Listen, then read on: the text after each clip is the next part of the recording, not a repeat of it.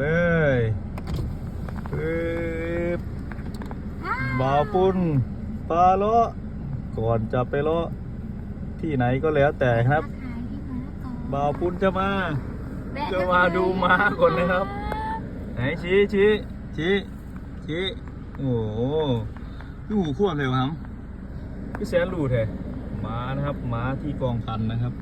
ม้ามี2ตัวนะครับอีกตัวหนึ่งอยู่ไหนอีกตัวหนึ่งอยู่ไหนนี่อยู่ฝั่งนี่นี่ชี้ไหนอยู่ตรงไหนนี่ไงคะนี่กับ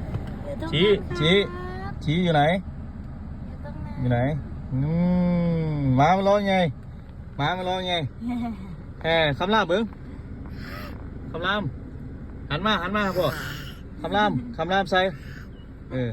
พอปิดคลิปแล้วบ๊ายบายคอนบ๊ายบายเร็วบ๊ายบายโอ้ยเร็ว